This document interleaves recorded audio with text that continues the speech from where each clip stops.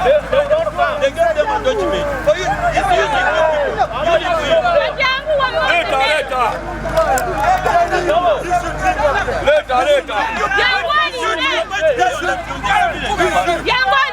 c'était toi dans la chi. Et puis je viens de dire Malinda aussi. Malinda. Andi bo bagamba yabagamba. Wange yabagamba.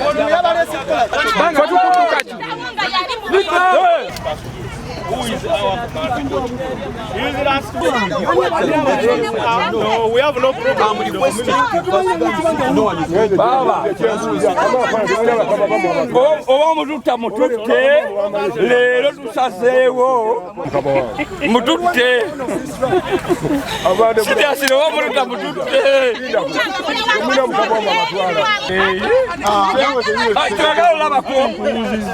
twagala olabako eyo tetugendayo kuba ebyo byonna tubimanyi ebyo tubimanyi tunyumya mubunyumya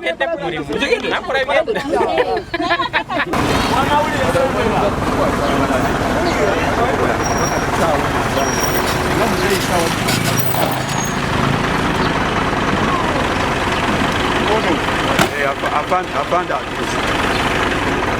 this. SPR tools.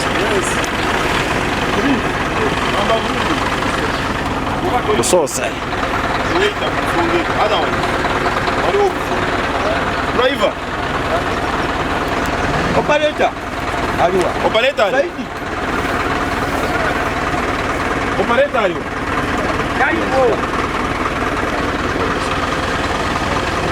Side yard.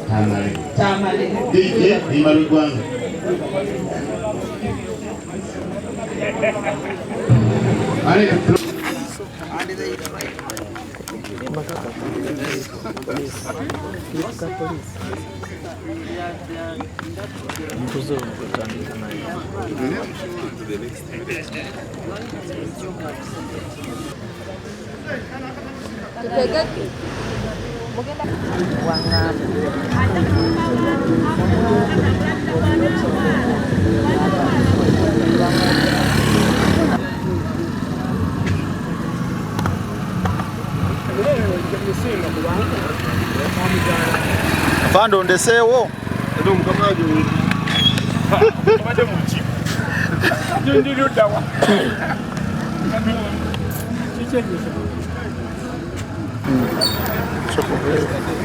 Daba moja kwa ofisi yake gakumala. Fande nedda. Kosa kwenda ku polisi.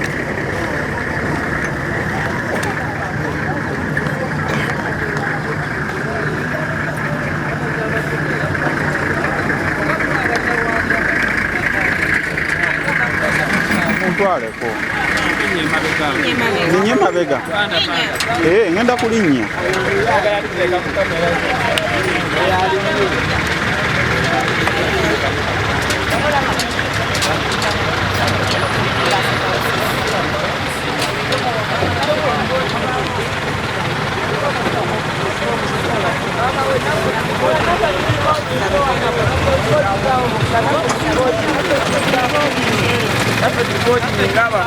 Nedda.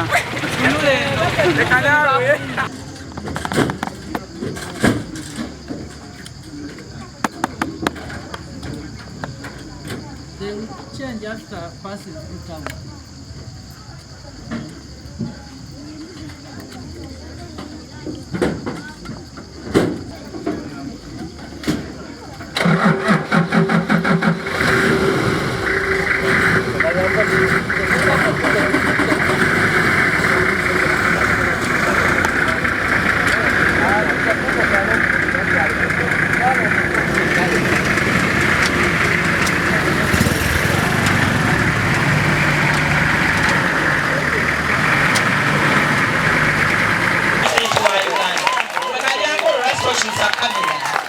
Bongera mu kubenda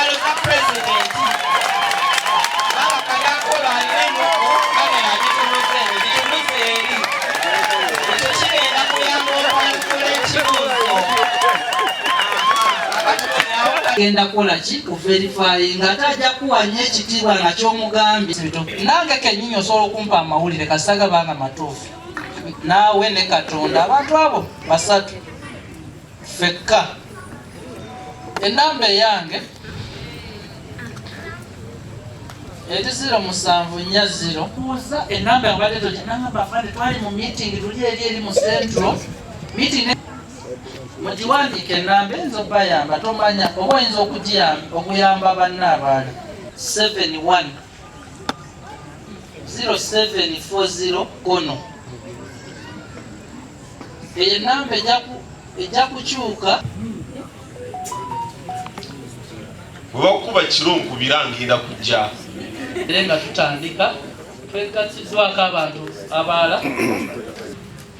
Nsanyuse nnyo Balaba, ono ye kansala azikubiriza ensonga eri wano kati mukono yonna. Kati kyogedde afaane nti abantu baffe bano tebalina buzibu naye abalala yaguza ebibanja. Lwaki nabagobye bulu abakayanira obwannannyini bw'ekifo kino nendekamu abayusi mu kumaliriza ensonga eno. Lwaki nayise mbuuza mukulu Joshua Ntume nti ekibanja kino wakifuna otya? Ekibanja okuva ku taata oba ku maama oba ku jjajja oba okuwa ekibanja ye muntu eyaguzibwa nga be mbawulidde. Ow'ekibanja awa obusuulu mu mateeka.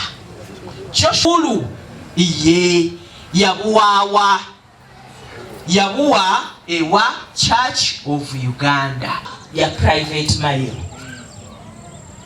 Bebamanye ebinavaayo ekindese wano nga radisikola narration ku kyabadde mu office. Ekindese wano diso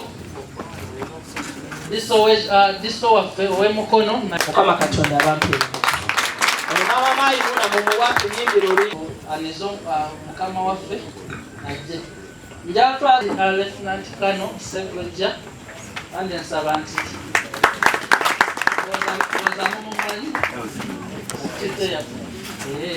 kuuza enamba yabadde tokinanga afande twali mu meeting tuli eri mu central meeting bazaala ate President nampa omukisa nembanga era nze supervisor. N'olwekyo buli kimu tujja kitereeza era nga tutandika twekatizwako abantu abalala. Omutwe wano yensonga lwaki ngambye kanzije ndabe. Nsaba tukuume emirembe, nsaba tukozese polisi. Bwogenda ku polisi okugulawo omusango ne bagamba ku kitundu badde yafuuka ya bunkenke nabamu ku senior citizens abataka abo ku kyalo bakyatambula olwokuba balina ebyama ebyamazima bye bamanyi ensonga y'ettaka ly'entaawo bakkiriza amanyi. Bakifesi babadde bangi kuno. Gurupu ebadde y'abantu bangi basoba mu bawera ng'ataano abali bali ku ttaka nga naffe kennyini abali ku kitundu twafuna okutya nga tukyatambula. Tubaga obukiiko obubaddewo tubungamiza bulungi kibadde kigenda mu maaso mu kitundu ebimisa byonna ebadde bikolebwa. Abantu badde tebakyayagala kukkirira ku luzzi, abantu bamu tebadde tebakyayagala kulima nga batya okubeera mu nnimiro, abamu batya okukuba bulooka zaabwe n'omusenyu okugusimayo. Nze namwandu wakasiri waliwo enkayana wali ewakasirye n'abayusiyu era tuli mu kooti batuloopa mu kooti. Sigendanga mu kooti kubanga bawawabira abaana bange omulenzi n'omuwala. Kakati nembuuza tuwemba nze nga njagadde okuwa abaana bange nga namwandu sisobola kubawa ku kibanja okwo. anti kyeŋŋambye nti etteeka ly'ekibanja n'ettaka liri very tutamanyi ku kyalo beeragidde dipisa akwate.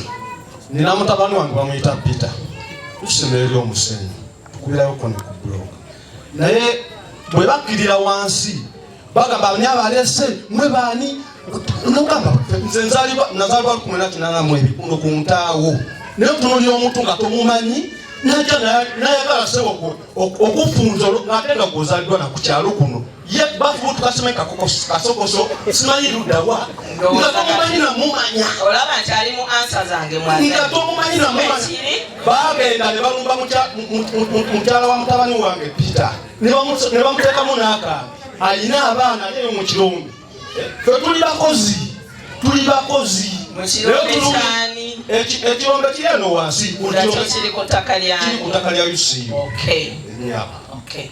Faustin no UCU empadde okulimirawo maze emyaka 15 nga gwolimirawo badipisi babewerera batemako emitwe ba RDC waze natayisina natulungulako naye tubadde tusula nga titwebase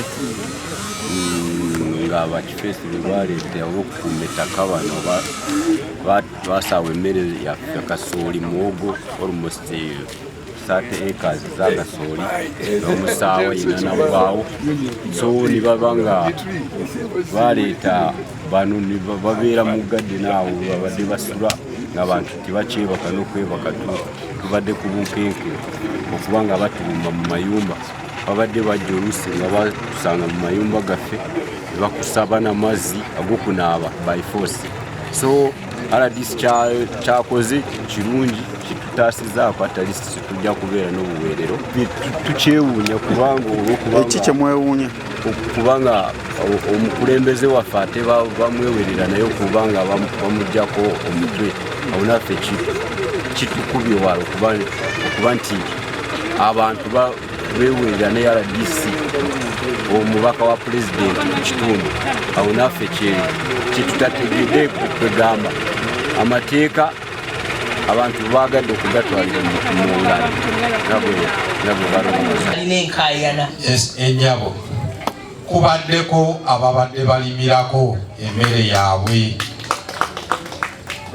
nga bakkiriziganya tugambe ne UCU naye guno bwe gwajja omugano n'emmere yaabwe yonna neetemebwa abo bakole batya nnyabo DC olimu namukono tulabye president ngayamba bangi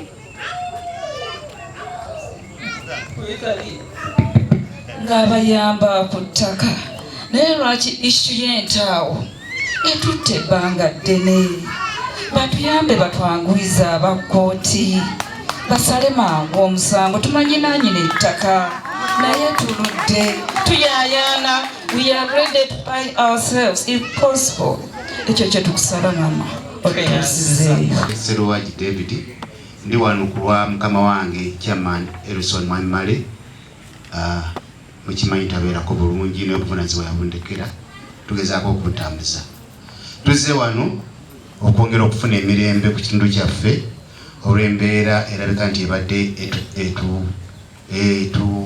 etuva mu buyinza olw'abantu abadde obaolyawo nga balabika bo tebagoberera amateeka ate nga tubalaba mu kitundu obaolyawo ne okwemulugunya kungi okuzze gye tuli ng'abamu bafunyeemuko ku buzibu obaolyawo n'ebitambula bye tutategeera ate nga kyamazima twali bitegedde olw'okufuna lipooti n'okubyongerayo n'olwekyo yembeera etuleese wano ffenna tunoonya mirembe tewali bwe twagala kunyigiriza madamu RDC tusaba bwenkanya era twagala mirembe tusanyuse nnyo okubalaba olw'obudde njagala okuyita mu kyalo kyaffe sonoffe kyate kikola ki kiba kitukwatako butereevu so bwe twabitunuddemu ne tumanya n'intelligence twafunye nti n'abantu baffe mu kyalo wano babeera mu kutiisibwatiisibwa buli kiseera bwe twagenzeko mu records zaffe mulimu abantu abayingiza emisango gyabwe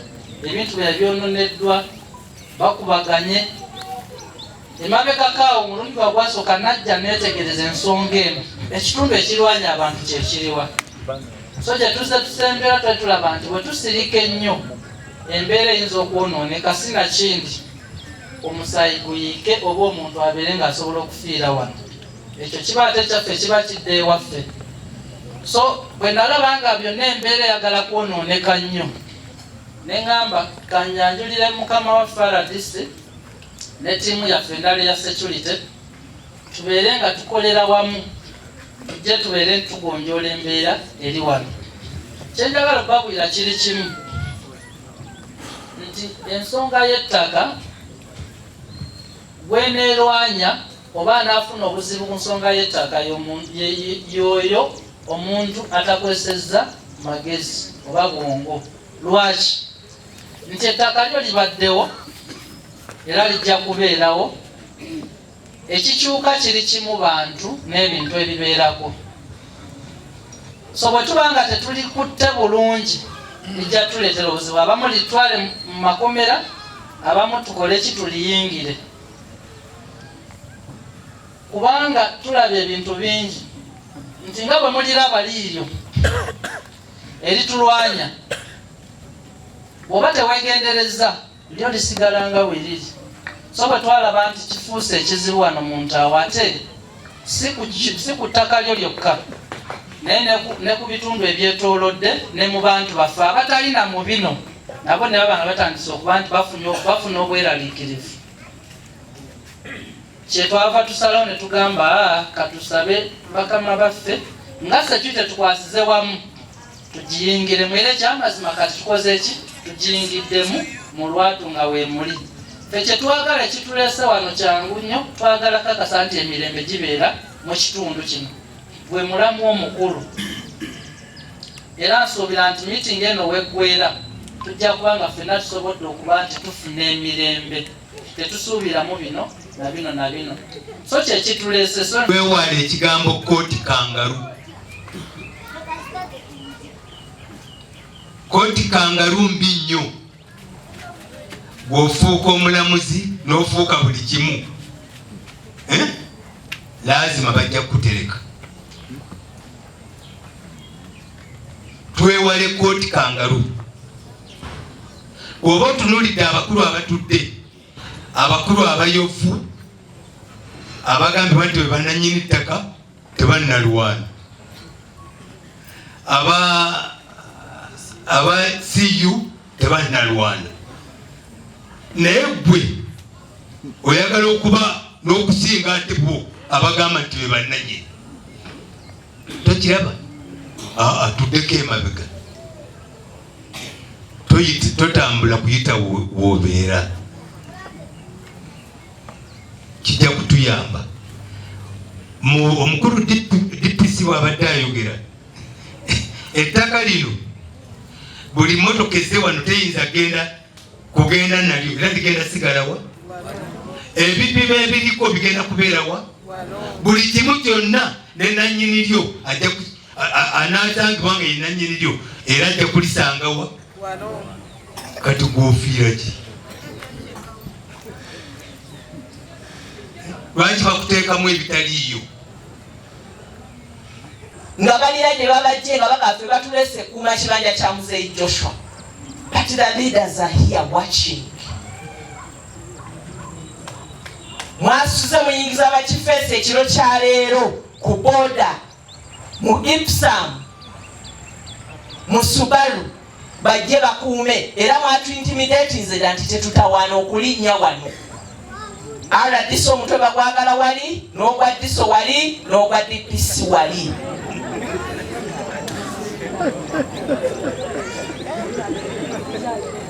We are here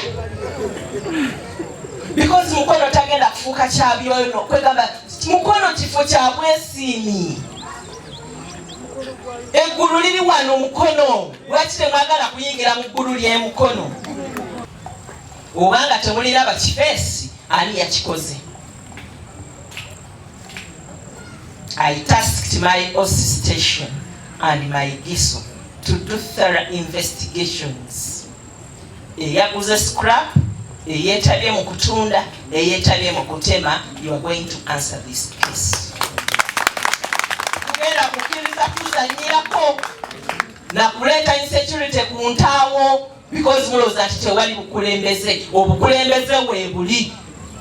Obukulembeze weebuli. Mulina okuyiga okuwa amateeka ekitiibwa. Tetugenda kulowooza nti abantu betugula mu Katanga, betugula Embuya, betugula wa bagenda tumalira ensonga. We are here to stay. Abantu bano babadde bapangisa okuva ku UCU nga beewulira. Nze Ntumwa bwe yasituse ng'alaba UCU egaanye omusasula, ate ne Hamu tamutegeera bulungi. nayagala diary repossessing ekibanja kyabadde takyakozesa oba okuva mwaka ki nze ntumwa kuva ki. That is how far I go nga nkola emikono nti nsobola okusiiba enjala mu ofiisi nga bwe ngisiibye olwaleero naye nenga nti nabuno obudde kaŋŋende entaawo. Oyo President Museveni yabakoledde bino. Senga teyannonda nandeka gye nali ngwiridde mu kalulu temwandibadde naabibakolera. Naye bwe yangoberera n'amanya muwala we byasobola okukola nenzija ne mbaweereza emikono. There is a difference. Honorable Councillor kyalina okumanya nti President Museveni ayimiridde wano. Era DJ yakoze bukozi nsobye obutakuba nnyimba za ggwanga nze bwe ntuuka wonna bakuba ennyimba z'eggwanga. Komiti bye twasazeewo ku nsonga ezireese obutali butebenkevu ku kyalo Ntaawo. Ensonga zino tubadde tuziwulira naye nga tulowooza nti oba oliawo ziri mu kooti eneemala okumala ebyayo neevaayo neetuwa ekigenda mu ki. Ekituleese okwennyamira kwe kuba nti kati abantu batandise okukozesa kooti okuba nti ekyagenda mu maaso ne prosesi zaayo ne batandika okuleeta abantu abatali ba ku Ntaawo okutandika okukola omulimu gwaffe ogw'ebyokwerinda mu Ntaawo. Abamu bagukola mu butuufu oba mu butali butuufu. Naye ffe nga abakulira ebyokwerinda lwe tulaba omuntu yenna atali wa ku kitundu ng'ayagala okuwamba obuyinza bwaffe ng'abantu batandise okwemulugunya ku kitundu, awo ffe tulina okwanukula. Twanukula tutya nga tuvaayo okumanya olutalo luvudde ku ki, olutalo luvudde wa, olutalo tuyinza kuluyimiriza tutya. Yensonga lwaki olwaleero tuli wano. Abakulu bano ab'enjuyi essatu twatudde nabo mu ofiisi eggulo era ne security team ne tubawa obudde. Mukwano gwammwe mukulu Joshua Ntume yannyonnyodde mukyala Mayimu naye abadde omu ku bajulizi ababaddewo nga mukulu Joshua Ntume ayogera. Sikutuka bakulabe mukyala Mayimu talina kutunda wa kibanja ng'owekibanja takkiriza. Era ow'ekibanja alina okutuula n'ow'ettaka ne bategeeragana. Gavumenti eya wakati yawa obuyinza local governments okusalawo obusuulu obuweebwa mu kitundu ekyo. Obusuulu obuweera mu mukono municipality bwa mutwalo. Nsuubira mukulu Joshua Ntume okubanga alina tickets eza busuulu kubanga tewali court order yayimirizaako mwami Joshua Ntume obutawa busuulu ku UCU Holdings. Anti nze ndi kiso byonna nsomesaayo.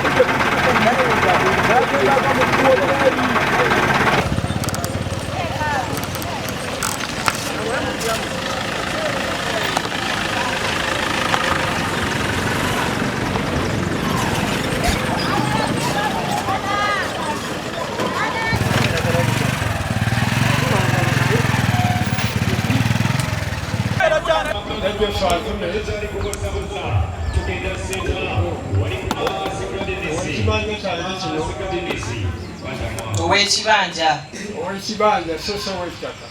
ow'ekibanja kale ddayo tulina kulaba mitingi ekyali anti ubundi bayinza okujja poliisi nesooka okutataaga kulaba embeera.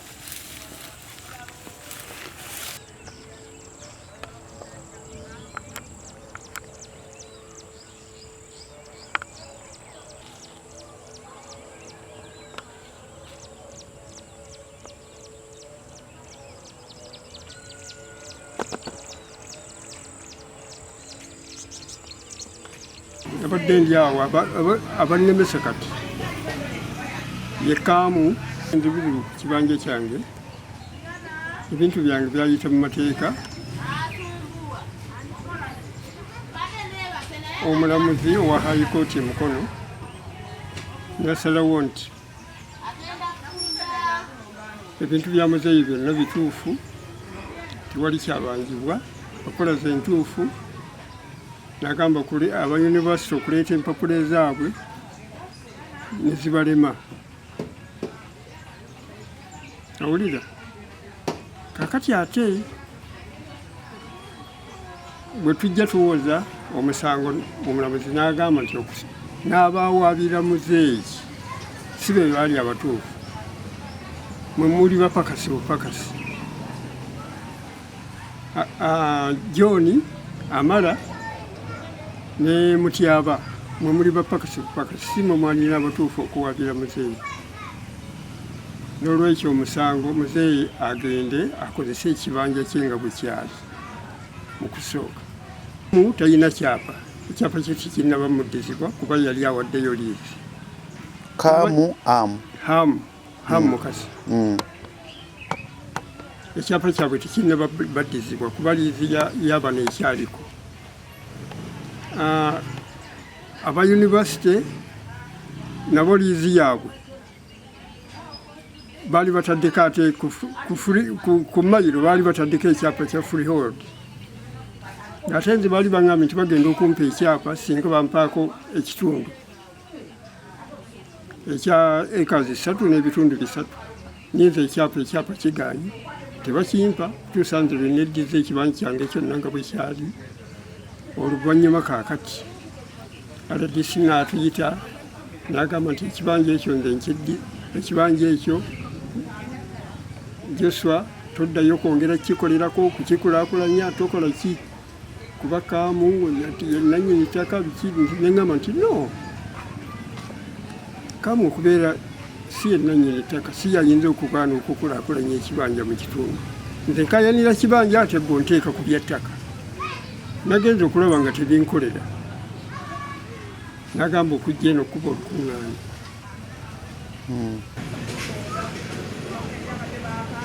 kulaba ng'omu alina lukusa DPC lugamba nti lima kuba kimenya mateeka okugamba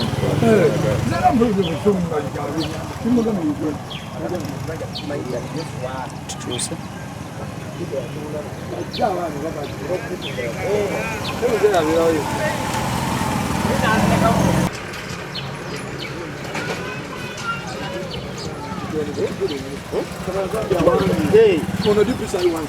otyo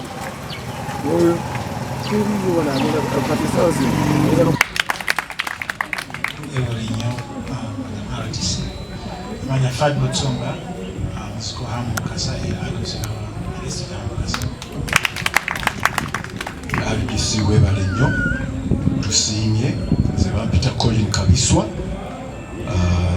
great grandson wa hamu kasa abo bebali minister twagenze ne tugeza okusaba tufune abasirikale bakuume ettaka tuleme kubeera na buzibu bonna kubanga ffe abatuuze bonna batumanyi bulungi nti ettaka lya Hamukasi tetulina buzibu na mutuuze yenna era kyonna bakimanyi era ffe kyetwali twagala ddembe lyokka naye nga abantu batazobba kuba abantu batukubira amasimu bannaye bakite mutuyambamu bananyini ttaka twali tusaba busabi buyambe erinnya Hamugalabuzi Mukasa omu ku baadministrator ba Hamukasa ettaka lino tubali tulinamu obutakkaanya ne UC Holdings ebyefunamu freehold title ng'ate jjajjaffe ettaka yalibawadde mu liizi kubanga jjajjaffe yagaba liizi agigabira gavana mu 1927 ate kanisa nefuna subliizi okuva wa gavana mu 1937 ati mu 1940 ekyapa kya subliizi ekya kanisa nekikola kino kibula ne balanga ne mawulire gyeri ne mu gazeti bamala okulanga bwe baatuuka okubawa ekyapa ekipya ekya subliizi baafunamu ate kya freehold ate liizi yaffe ekyatambula ekitakkirizibwa ate liizi kati eweddeko tetwetaaga tutuule ne kanisa tukanye tetulina buzibu n'eliizi yeekoze ki eweddeko tebalina ngeri lwaki baafuna freehold title kyapa kya mayiro era tukikiriza obuzibu tulina kati obuzibu buno bwazzeewo bulala kanisa yafunamu butakanye n'omuwa ekibanja kati w'ekibanja n'ayingira mu ndagaano ne kanisa bayingira mu ndagaano ne UCU ne bafuna ono mwami Joshua Ntumba n'afuna ekazi 3.3 wano we tuyimiridde n'azitunda zino zonna bw'amala ozitunda ate n'afunayo abamuyamba ne bamugamba ate akomewo ayigire kati kwe kuleeta abakifeesi be bazze bano abaatema emmere y'abantu ne bakola amakubo omuli omwami gwe bayita Yigaddeewo n'abalala waliwo Beni bangi abakoze omuvuyo guno ne baleta zitrakita tebawuliriza polisi kyeyogera tebakkiriza ne tubasaba babeere abantu balamu kubanga ekisooka Joshua tayogera naye mazima endagaano za Joshua bwe ziri bazitaddeko omukono ye kennyini kati bano abayaaye baleese obuzibu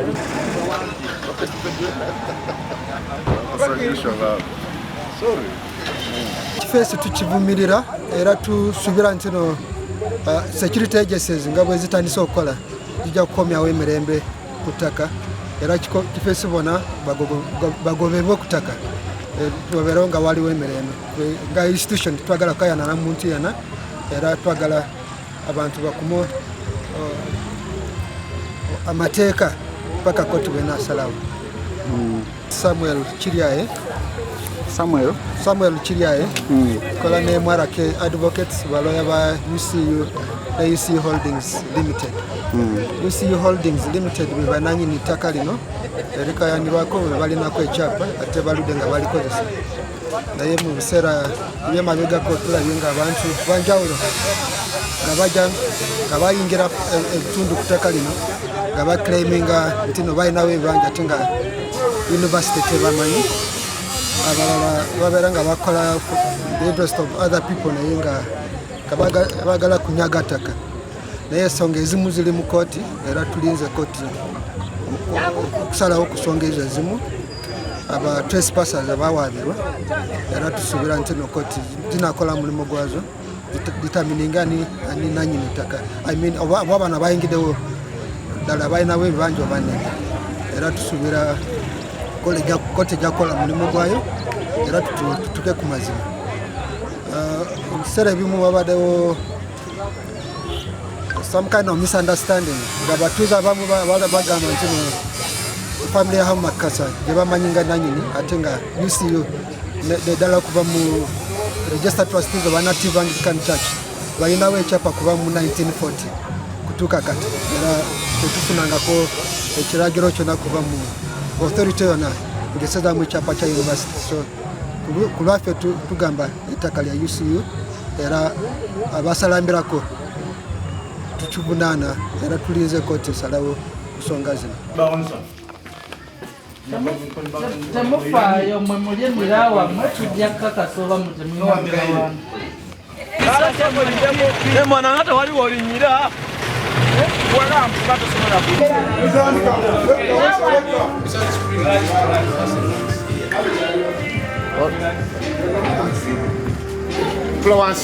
mutuule wansi mwenna ani maneja wa wano okolerawo ki wano